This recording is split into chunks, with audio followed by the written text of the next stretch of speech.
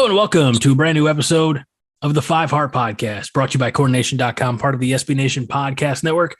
I'm your host, Greg McHugh. Joining me, as always, Todd Wolverton.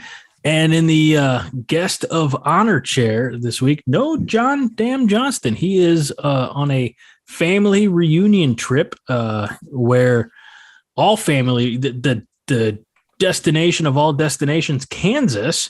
So in his place, we are bringing in from CoreNation, of course, Nate McHugh. Nate the Great. Unlike the Nate the Great from Ted Lasso, he's not going to do a heel turn at the end of season 2. Nate, how are you, sir? I'm doing great. How are you? Doing great. Fantastic to see you, I just want to say. Oh, thank you. You as well. Thank you. Todd, let's peel back the curtain a little bit.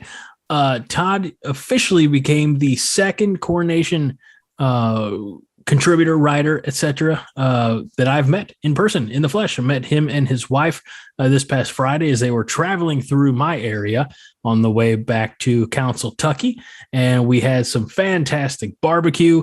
Todd, it was truly a privilege and a pleasure to meet you and the missus. Yeah, that was great, Greg. I'm glad we could do that. And I'll tell you what, next time in that area, I will definitely ring you up. That was great barbecue. That was great. I think you said locally produced soda or pop or whatever the proper term is from your neck of the woods. It was a lot of fun to sit down and have some conversation and learn more about you. And yeah, good times. Thank you. And proved, and I think Nate is in a similar category as you and myself, that we outkicked our coverage in the wife department. So yeah, there's no question that I did. I agree with that. Amen. Well, let's get into it because we don't know exactly how long this episode is going to go, and we're going to touch on a few things, but I want to start with a massive congratulations to the Husker softball team, a Big Ten champions for the first time ever. They took care of some tough competition there in East Lansing for the Big Ten tournament last weekend, and were officially crowned champions on Saturday. So big shout out and props to them. Andy was there covering it live, and you can check out his thorough and entertaining recaps. I know we're not going to sit here and break it down, but Todd, I know you have kind of a personal, I don't know if connection, but you and Husker softball go back decades. Well, it appears so. Decades is kind of scary. Yeah.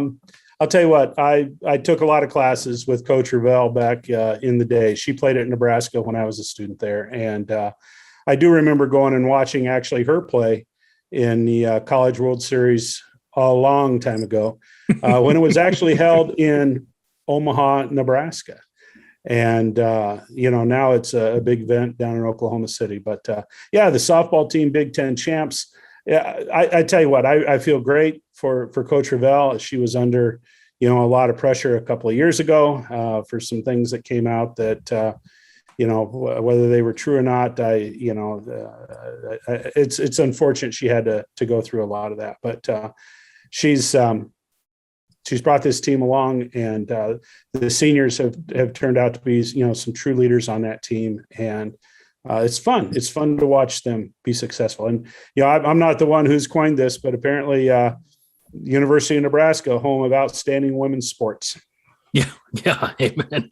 The Husker softball team, 40 game winners. They were regular season second place finishers, and of course the Big Ten tournament champions. They're the number 2 seed in the Stillwater regional. As a guy who doesn't follow it, I follow the recaps. I'm not as proactive.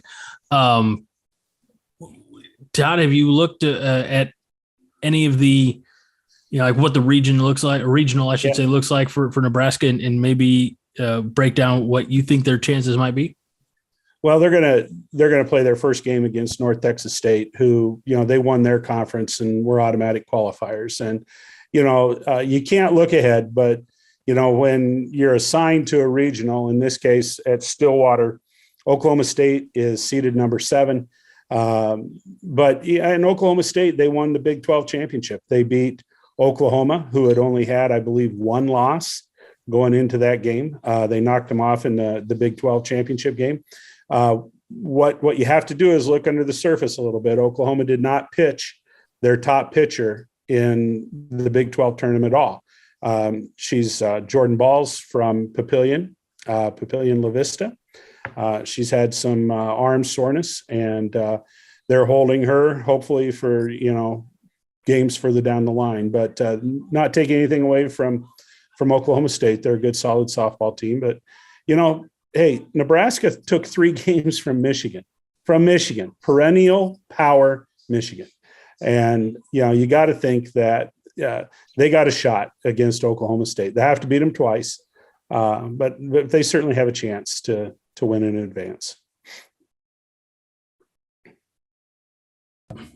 Let me remember to unmute my microphone. Let's move on to Nate's area of expertise. Once upon a time, you could catch Nate talking about Husker men's basketball on a podcast on this very network. I don't remember the name of it. I don't think they've put out a show in 3 or 4 years. But Nebraska ball, Nate got a transfer portal acquisition from SMU, a gentleman by the name of Emmanuel Bandumel. Yeah, that's true. I'm only hoping that I pronounced that right, by the way. I am as of now, I'm about as much of an expert on Nebraska men's basketball as I am Nebraska softball. Yeah, he's from SMU. I guess he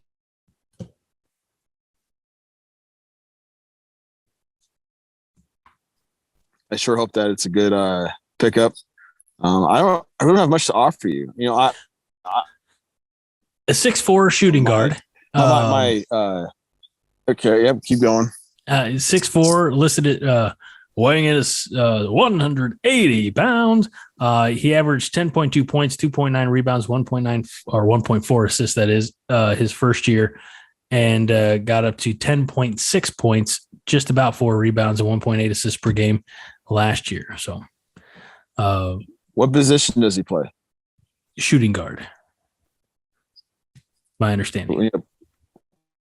Okay. 30. We need a point guard. We need a point guard. So yeah. I mean, sorry. That would make a huge difference if we get someone that can just control the ball and get us in the sets when we need to get in the sets, and that's what Hoiberg ended up doing the last half of the season, is running a lot more sets. And I don't know, I think Hoiberg is trying to transition, kind of like Scott Frost did, thinking that, they could just do whatever or do their normal thing when they get into the Big Ten. I think Hoiberg is moving towards bigger lineups, I guess I would say. And so I hope that maybe he's adjusting.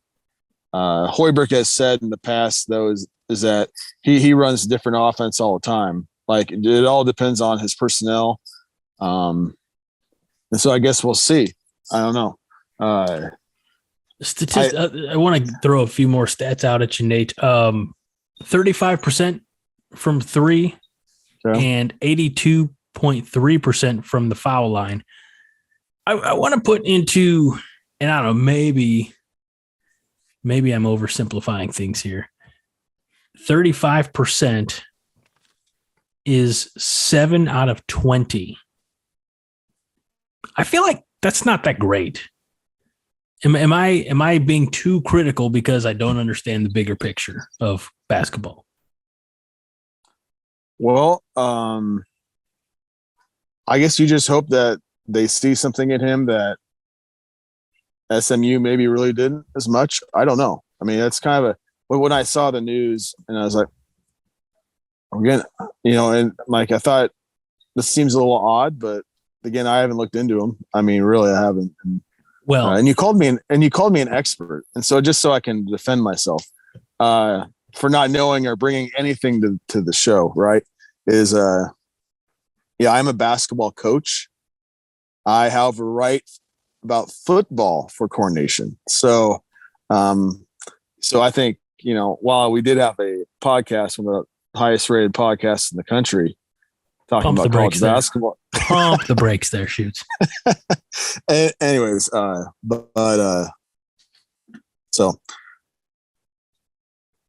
I do want to say a feather in the cap of our newest acquisition.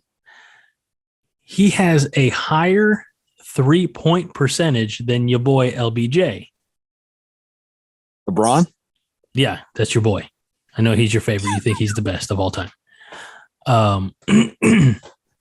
LeBron was 34.6. You should have saw him his rookie year in the NBA. They wouldn't even guard him at the 3-point line. He was so bad. So he's made a lot of improvements. I'm proud of him, let me tell you. You would. Yeah. So anyway, it's an acquisition. It's some backcourt depth and experience for Hoiberg's squad. And as we cruise along here in the only way that I know how, which is quickly and inefficiently, we want to talk about a football acquisition. We are just ignoring the fact that Nebraska baseball is a thing right now. So let's go with football acquisition, because a couple of days ago, earlier this week, the Huskers picked up another transfer portal defender, the safety from Alabama by the name of Kane Williams. Take it away, somebody. Okay, I will. It's funny, we and I'm not going to. I can't name the member of the media because I can't remember who it was, but they're generally pretty critical of Frost.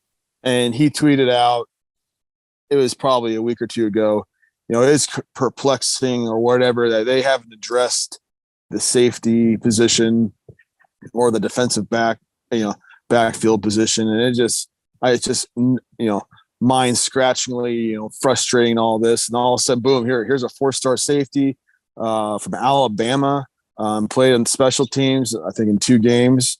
That's an attempt to address an issue, so it's like sometimes they get out like, oh, we're failing at this and that. And all of a sudden, boom, transfer, I've seen people compare him a larger safety. They compare him to Corey Cooper, who's a former Husker. Yeah. So I wonder if they say, he's pretty big, and I wonder 6'2", 203. Yeah. And so, I'd be interested to see, what happens. I think he has 4 years left of eligibility remaining. And I think it's a good get. I would love to sit there and maybe in a year from now and ask him, okay, so you've been coached by Nick Saban and you went through their process, which obviously works, and now, what are we doing this for? Because I know where you're going with this. Okay. And sneaky, slimy bastard. What's the difference, in what, you've experienced, at Nebraska, and what are we doing wrong? No, anyways, that's all I really have on him. It's also weird that, a couple of weeks back, people were lamenting the additions in the secondary because Williams is not the first person they've acquired. He's the 6th, from all over the place, Arizona State, Garden City Community College, which, it's community college, but it's a banger CC, JUCO, Hutchinson Community College, same, Northern Iowa. It's not,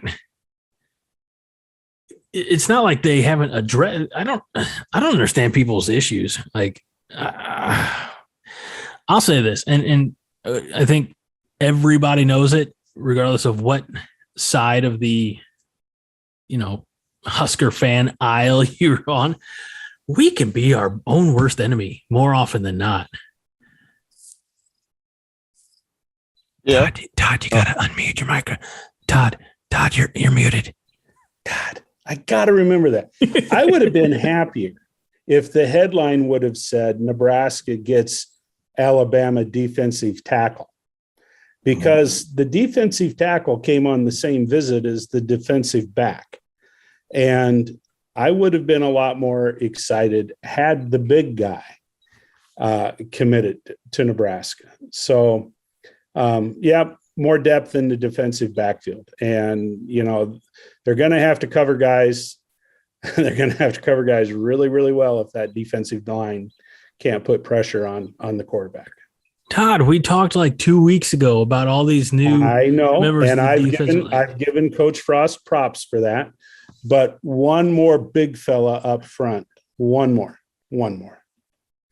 Just then where's Nash going to go? Where's the polar bear going to go if you bring in Polar Bear's not ready to play. He can bench press. He can bench press the Mutual of Omaha building, but he hasn't figured out how to get off blocks or whatever it is. He's as strong as they can be, but the Polar Bear isn't ready to be out there in prime time, apparently. Harsh criticism, Todd. Ugh. I want to see him out there as much as the next guy, but they wouldn't be going after defensive linemen like they are if they were convinced that Nash was ready to go. And to that point, I think there's a difference between, a defensive lineman who is 21 years old and maybe has 1 year of eligibility left, and one who's, I'm guessing Nash is 19 or maybe 20. I don't know. I'm probably screwing it up, but who has not played a down of Division I college football yet. So I get it. I'm more or less just being a shithead. Hard to believe me, Todd, being a shit. So, or it would be nice to get more players who've been coached by Nick Saban. That'd be nice. I mean, Nate, like if Nate, what? I just said you weren't going to do a season 2 heel turn here. What's that? If you love Nick Saban so much, why don't you just go root for Alabama? Because I'm a Nebraska fan. I'm a Nebraska football fan. And I don't – I mean, it's just like being a Cubs fan, okay? No, because Nebraska has a history of winning. Okay. And trust me, I agree with that. But that 2016 World Series, that makes all of the losing worth it. So that's why you just kind of stick with it. Doesn't mean you have to go buy season tickets, but I'm not going to go poach some team just because they're winning right now. But plus, I write about them. I think that's kind of another part of it. All right, fine, Nate. Jeez. All right. At least for now, at the time of recording, maybe not necessarily the same at the time of publishing, but at least for now, no other recruits have committed. No other transfer guys have committed. So I would, with your permission, gentlemen, would like to turn the attention of this pod to the discussion of pods in general. In an old article, you got to go all the way back to mid-August of 2019. So think about that. It was an editorial by a couple of guys from Banner Society, and it says every conference should replace divisions with pods. This article got shared in the Coronation Slack chat room because while the Pac-12 is not necessarily doing away with divisions, they are amending their conference rules, bylaws, whatever you want to say, to be like, the two teams with the top winning percentage in conference play will play for the conference championship in the Pac-12 conference championship game. Okay. Then,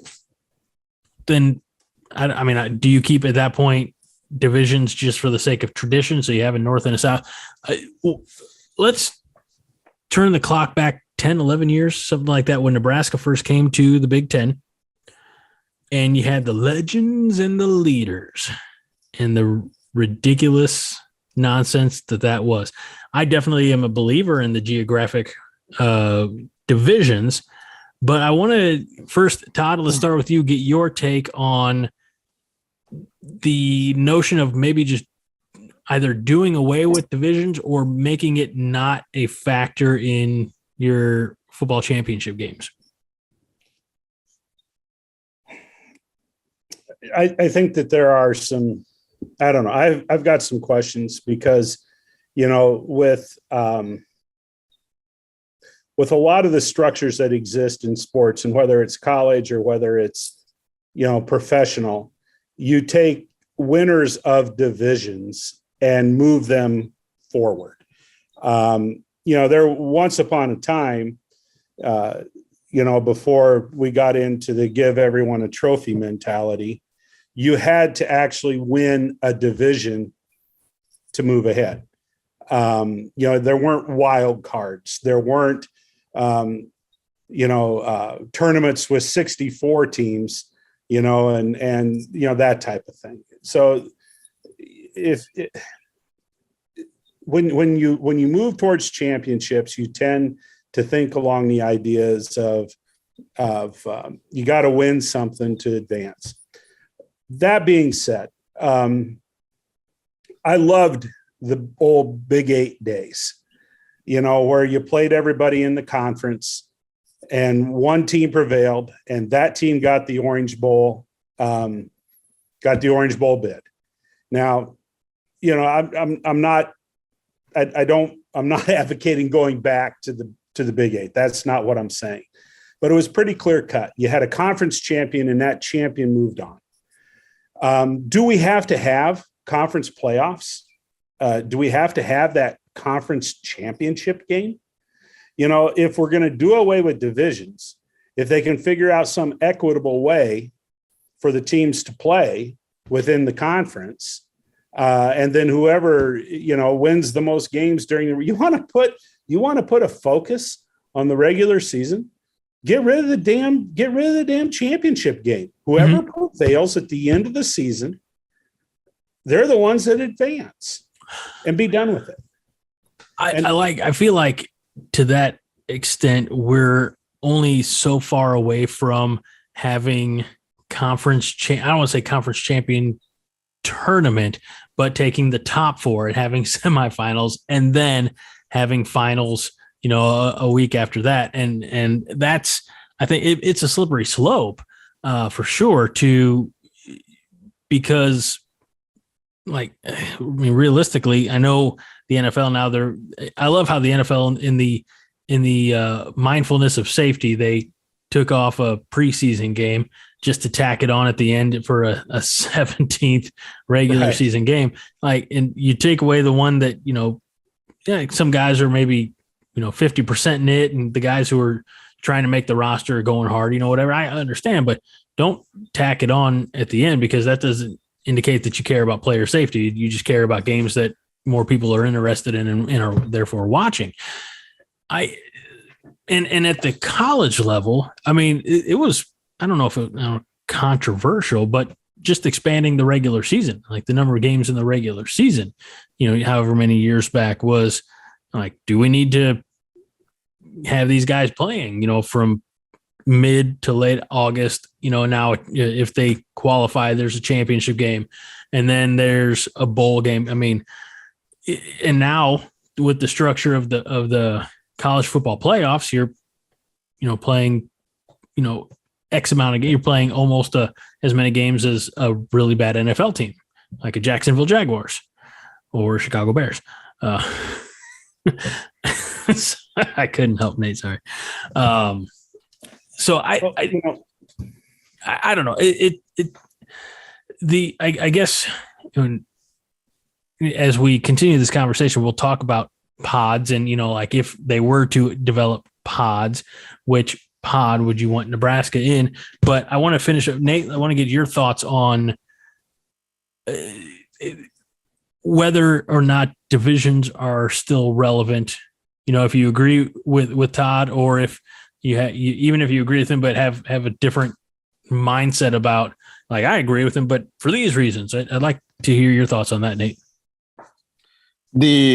I like divisions as far as the Big Ten goes for one reason, essentially, is what I don't want to see is if they scrap divisions. I promise you, Ohio State and Michigan are going to play the last game of the season, right? Of the regular season, right? And let's say they're both, top 10 teams. They play each other. Well, whatever qualifications that they require to get into the conference championship game, because I think the Pac-12 came out today and said that they're going to use winning percentage, right? Yeah, right. And that's who qualifies for the conference championship game. I don't want to see a Michigan-Ohio State game back-to-back. Like Michigan beats Ohio State, and then they go play in the conference championship a week later or 2 weeks later. I don't want to see that. And I agree with you. And so it's just I like the idea of divisions also because it's kind of nice to play kind of the stable of teams every single year. And I like the idea. I like the fact that we play Northwestern every year, Iowa, Wisconsin, Minnesota, Purdue, Illinois, and so that's kind of my view. But if they got rid of them, I just want to and I don't know how you would have to do it, but I don't want to see two teams play back to back because I promise you, Michigan beats Ohio State. I bet you then if they were to play the conference championship game 10 times, Ohio State probably beats them 8. And all of a sudden that win that Michigan had over Ohio State doesn't even matter, So and it's also the boring part of watching the same game over and over or two times in a row. And you can't tell me, I agree.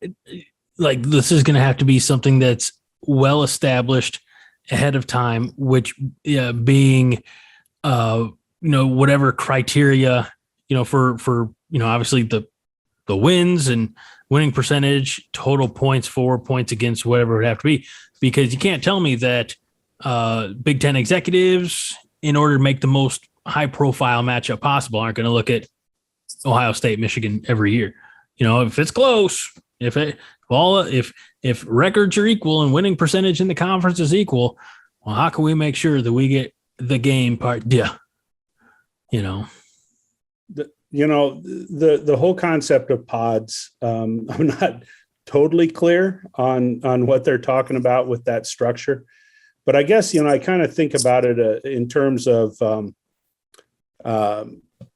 international and to maybe some extent domestic, but in World Cup soccer, they have the pods or the pools of 4, and they have a system that they use to assign them to that. And if the Big Ten, expanded to 16 teams and you can have 4 pods of 4 teams, and you had a system in place to assign those teams to those pods so that there was equity, I'm okay with that.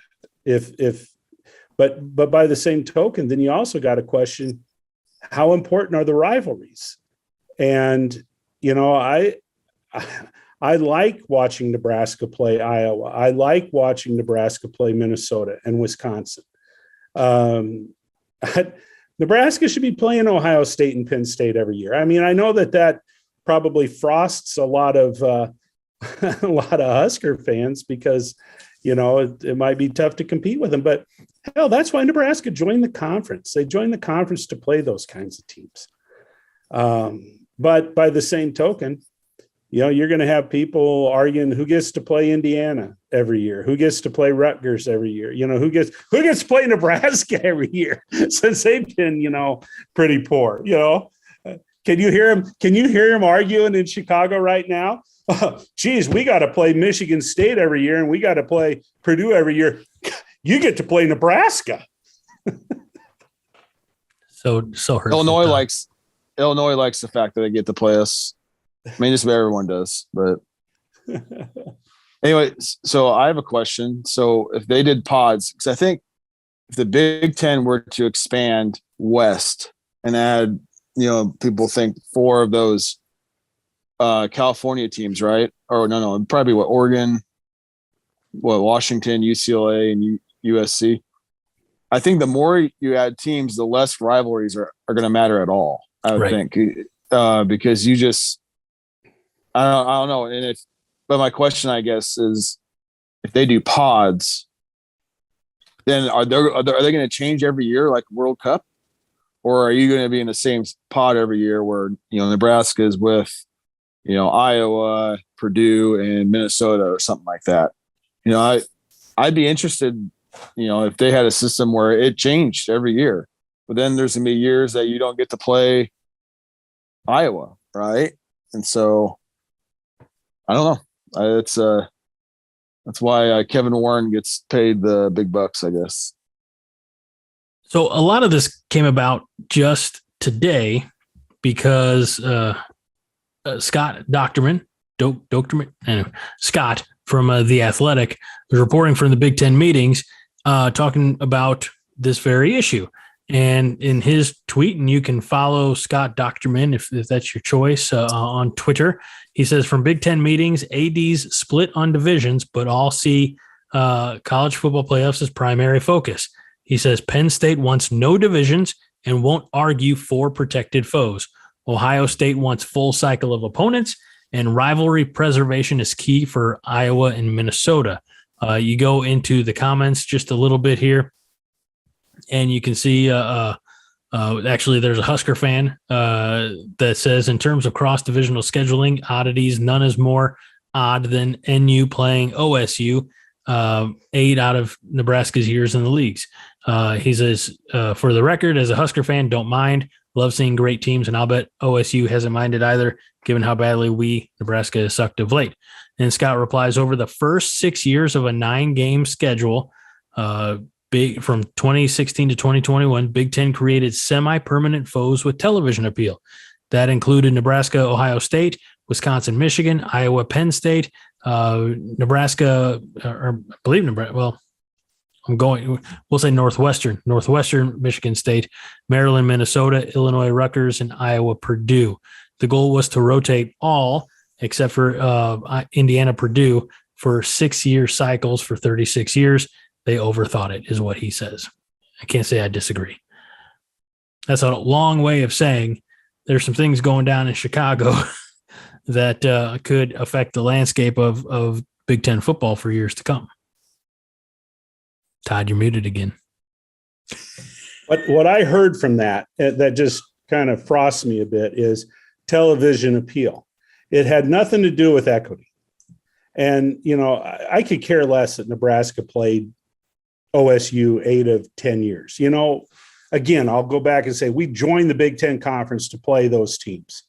And, who would you rather go watch play in Memorial Stadium? You want to go watch Nebraska play Ohio State, or you want to go watch them play Indiana?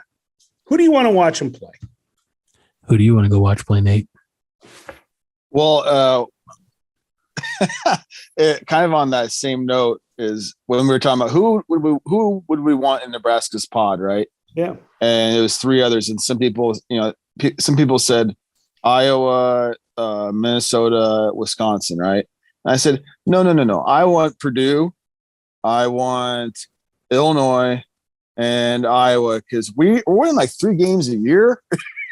And so it's like maybe when we start getting to like the 8-9 win type of average, maybe then we could take on Wisconsin and Minnesota or whatever. And so anyways, to answer your question, I might enjoy playing Indiana because we're not winning a lot of games.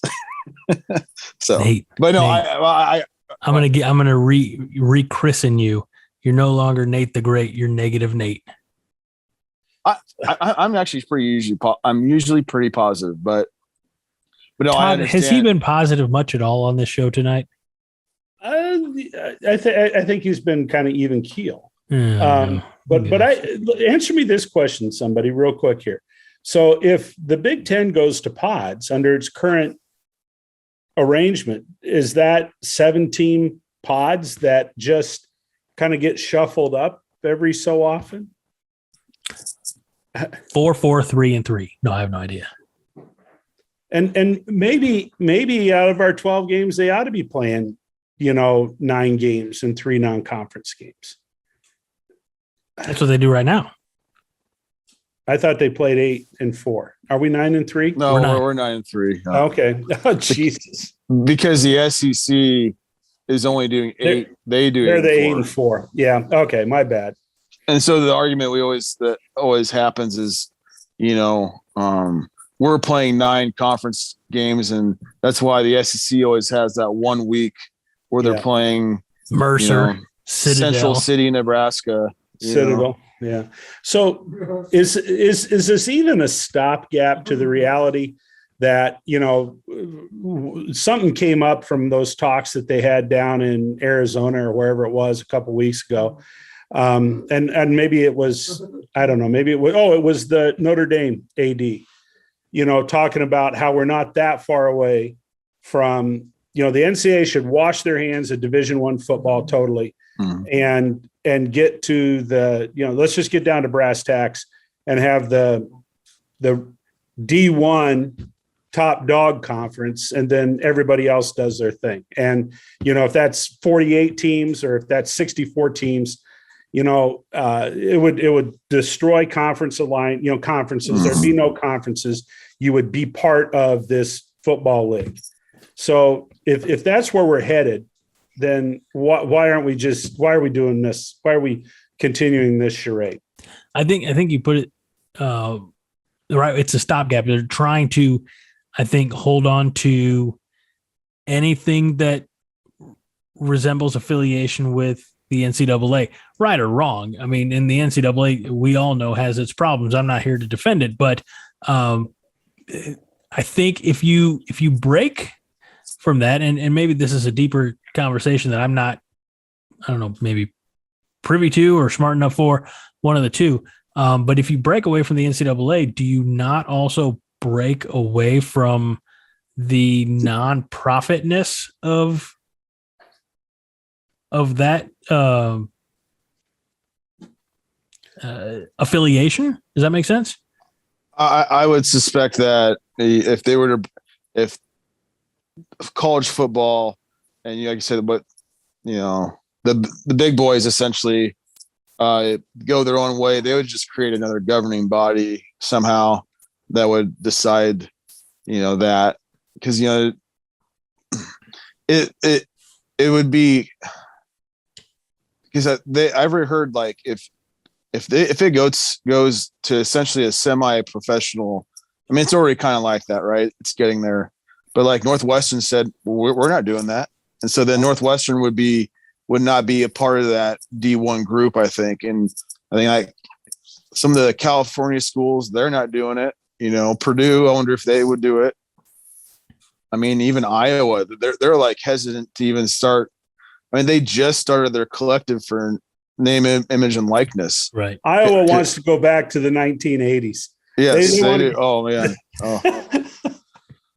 I mean, to that point though, what was it? Oh, what I would like, as far as I don't know if who was, 48 teams, 64 teams, whatever it is.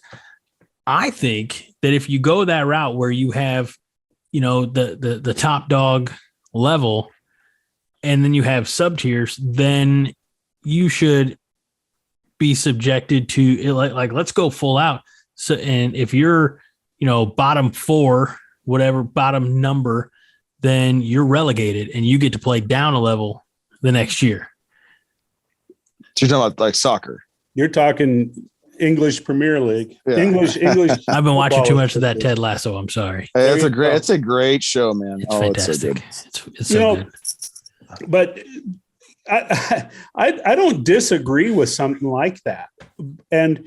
But what I think it probably could come down to, and I hate to see this because I don't know, I'm just an old fart, but I could seriously see a 32 team football conference, and those teams, whoever those 32 teams are, they just break away and they're going to do their thing and they're going to pull in all this television money and they're not going to give a crap about anything else. And I could see something like that happen, and it would be the death blow. But then maybe what happens, let those 32 teams go. Everybody will consider them to be, kind of like NFL 2.0 or something like that. And then, there's a lot of people that enjoy watching FCS football, and there's a lot of people that enjoy watching Division II football. For how many years now has #Maction been a thing, to watch MAC football? It's things like that take on a life of its own. I think a couple of things. One, I think 32 teams is a little light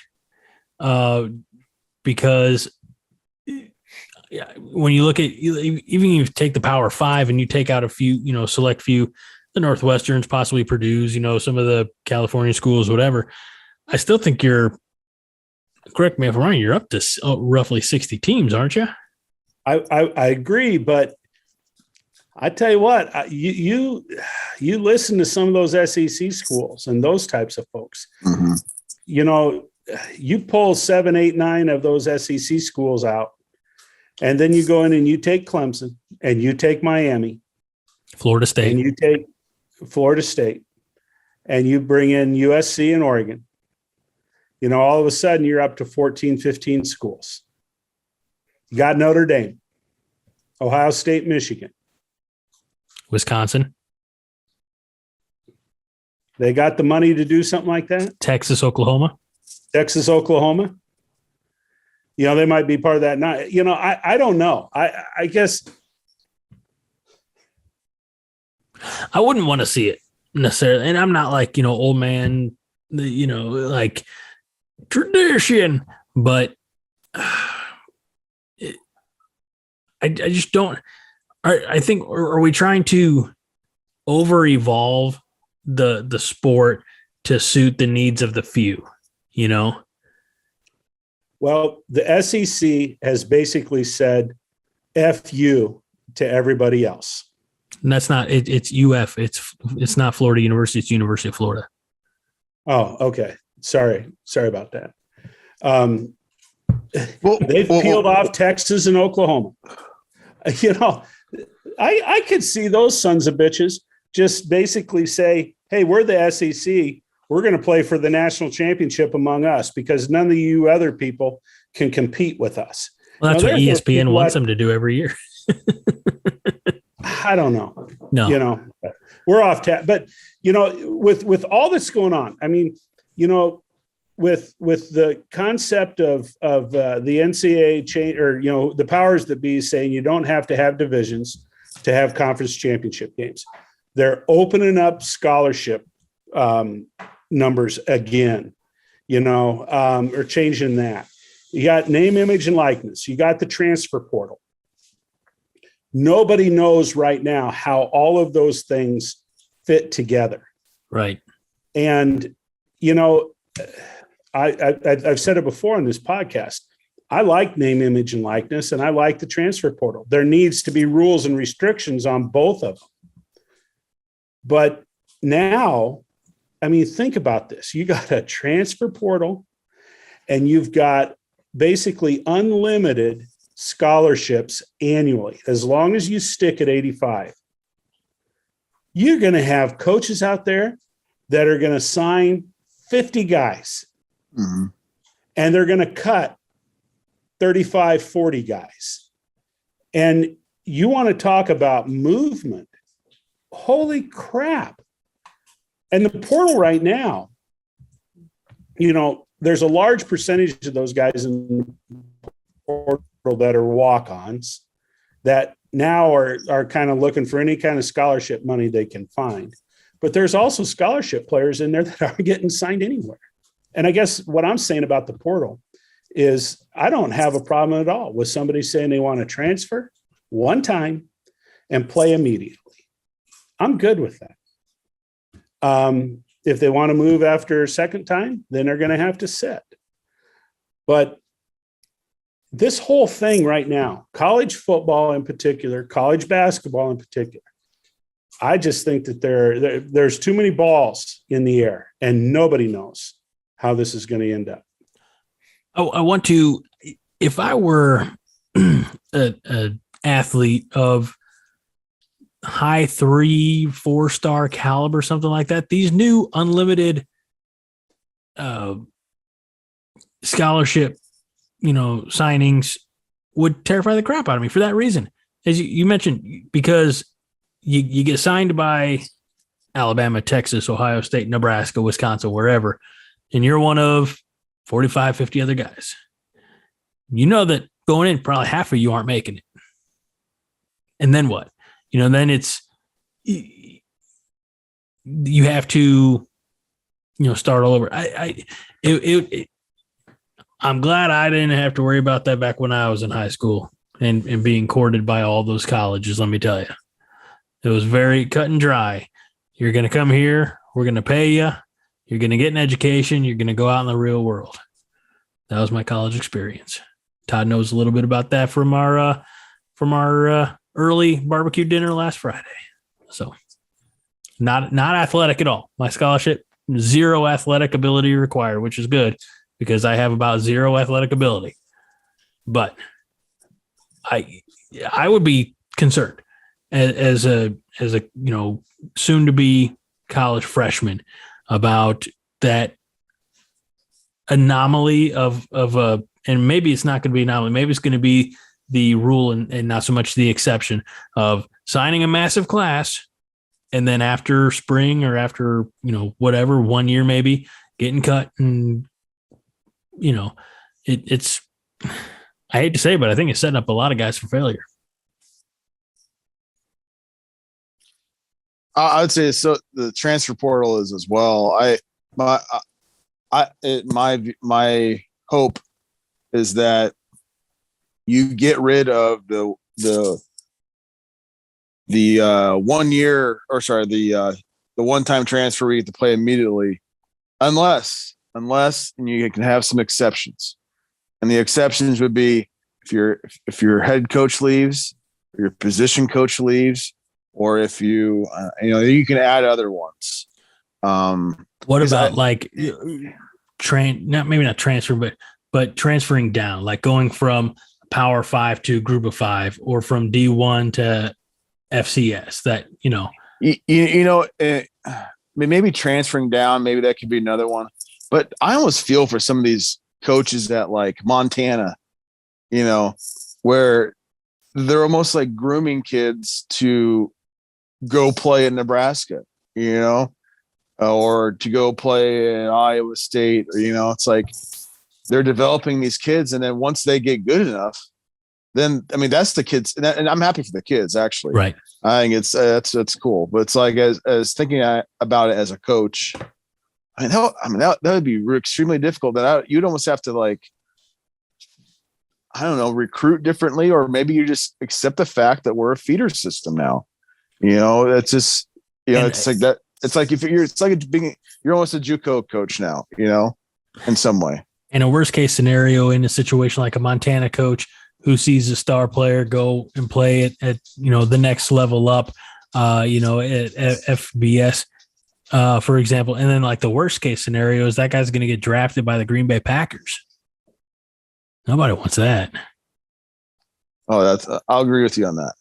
John's not here. I don't know if he'll listen, but that joke's for you, John. We're very happy for Samori Toure. Yes. Yeah, I completely understand what you guys are saying, and I don't disagree with that. I like what I'm hearing with, the transfer portal, where they're suggesting that there are, short periods of time when a guy can declare and, they can be recruited, shortening that up, because as it is right now, they pretty much can do it anytime. And, put 2 little windows for the transfer in there. I think the other thing, and this never occurred to me, is that while there are people that are saying that they're transferring, that they're committing, they're not registering necessarily for school. There needs to be some commitment on, the side of the student athlete that, okay, I'm going to go in the transfer portal. I'm leaving Nebraska. And then all of a sudden they commit to go to, Texas. Well, they need to enroll at the University of Texas, and, the clock needs to start ticking on that. I think one of the things that's just driving coaches nuts is this whole concept of roster management and, really knowing who you're going to have. So there need to be some parameters on that. And Nate, you've given some good examples of, exceptions that ought to be made. I guess the way I kind of look at it, and maybe this goes back to that whole quote unquote, you can allow for one mistake. And that's why I don't think you ought to, if a kid signs, with Kentucky to play football, and he realizes, what, that was not a smart move. This is not a good move for me, and he decides that he wants to move, either closer to home or where somebody else can give him an opportunity. I don't have a problem at all with them making that decision one time and, being immediately eligible to play, because coaches can move it on a whim, and so many other things can change. And if it can just happen once, I think that's quote unquote fair, if you will. Yeah. And I get your point. That's why I thought the exception of if your coach leaves, because coaches, like you said, they can leave, they're not required to, they don't have to go sit out a year. It's like, well, if that coach leaves, then that should open the door. But, I get it. It's like, if I had to go to, if I had to go to school in New Jersey or something like that, like at Rutgers, I'd be like, man, what did I sign myself up for? Or like all these Florida kids that came, when Frost first got here, and I think they're like, it's cold. This is, what did I sign up for? And yeah, then they transfer. And so, I get it. It's like, it's neither option is ideal in my view, but it's just kind of like, you gotta set your feet somewhere, I guess. I don't know. No, I agree. Yeah. I for a long time was of the mind that kids pick schools and they commit to schools. And there are still some people out there with rose-colored glasses that want to believe that. That's not, they don't commit to schools, not the majority. They commit to a coach. And yeah. So I definitely agree with limiting the windows of transfer portal access. I don't think it should be done during the regular season. And I say that, I was almost going to say like till the end of the season, like after the national championship game. And maybe there's I think now such a small window between that and what. You all right, Nate? Yeah. Oh, I'm outside and we know this light is starting to attract bugs. It's getting to that time of year. It's that time of year. That's okay.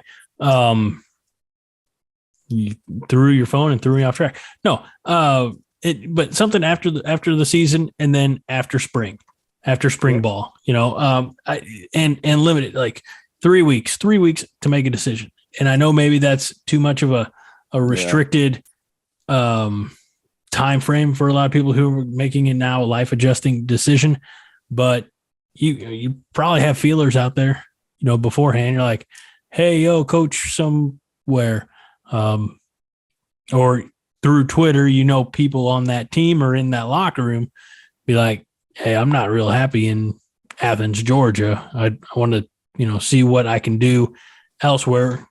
Do you think coach might be whatever? But I for sure don't like the idea of just be like transfer portal after the 4th week of the season. That's ridiculous. What I think is going to be interesting is the coaches and the programs.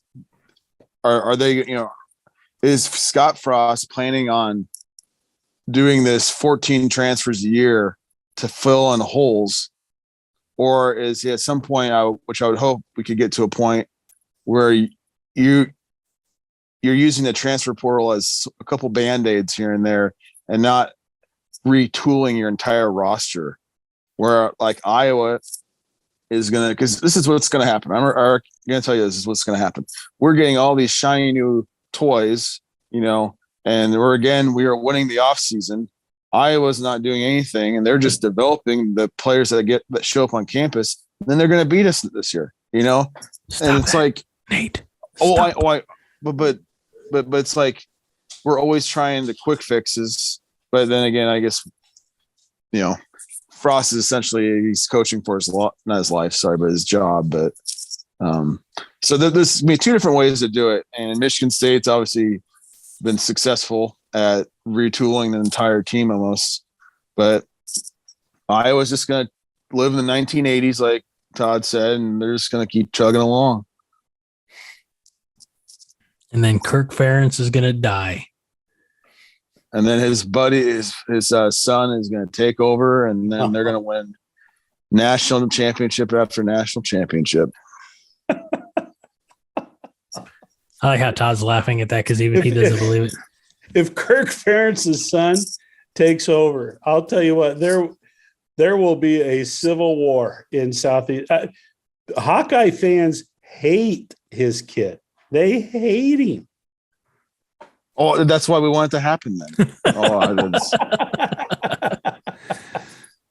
No, and by the way, I say that not wishing ill will on Kirk Ferentz. You know, I've got to quantify or qualify some of these statements, but like I've had a boss who, and I don't say this lightly, I don't say this joke, but like I feel like he was going to die at the radio station. That was his life.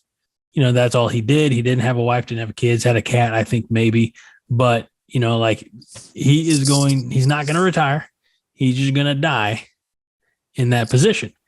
And I feel like Kirk Ferentz is similar. Like he's not going to retire because every few years they throw him a couple extra $1 million to extend his contract and you know, play mediocre to good football against bad teams to have his best season in their recent memory and still get the shit kicked out of him, if I remember correctly, in you know, after the regular season. So yeah, I mean that's the bar at Iowa.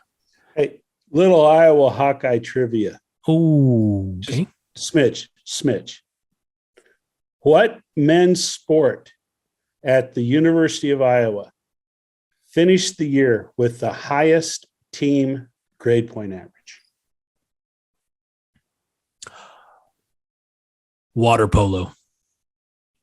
That's close. Wrestling, no? Wrestling. When did wrestling ever have high wrestling and GPAs? Those never have direct relationships.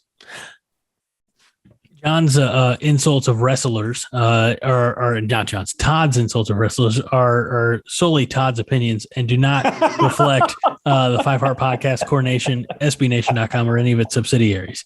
Hold Todd accountable in the comments. I don't think he's on Twitter. So Todd says wrestlers are dumb. Except for this one time. And here's the thing. That just shows that everybody else at Iowa was dumb, not that the wrestlers are that smart. I guess Coach Brands was questioned about his team's GPA a few years ago, and that became a primary focus. And as he says, hey, we got guys graduating, they're going on to med school. Don't tell us about GPA. Salty response. We've covered some ground tonight. A lot of talk about, you know, what is ultimately speculation at best with restructuring conferences, divisions, pods, transfer portals, etc. Yeah, I agree with you guys. There need to be some more rules in place. There needs to be a regulatory body and God help us if it's the NBA or NCAA. I can't talk, which means it's a good time to shut this thing down. I want to thank a special guest stepping in tonight, Mr. Nate McHugh, Negative Nate, aka Nate the Great. We appreciate the yellow hue above Nate McHugh. Very, very, very nice. Very nice. Thank Yeah, my wife kicked me out of the house to do this, and this is our light above the porch. So there you go. Well, that's all right. You tell your wife. Thank you. Okay, I will. Thanks for letting you be a part of the podcast this week. And as always, Todd, thank you. Thanks for joining us, being Mr. Reliable here. Thanks for swinging by and letting me treat you and your lovely wife to some barbecue last week. We'll have to do it again. And yeah, next time you're in the Belleville area, depending on time allotments, I might have to take you more in town and get you some other barbecue, some pizza. We got some good food here in the St. Louis Metro East area. So for Todd, for Nate, I'm Greg Mahochko. This has been the Five Heart Podcast, where we remind you this and every week that Five Heart is all the heart you need. Take us home, Todd. Go Big Red. Hey, Greg, be curious. Believe.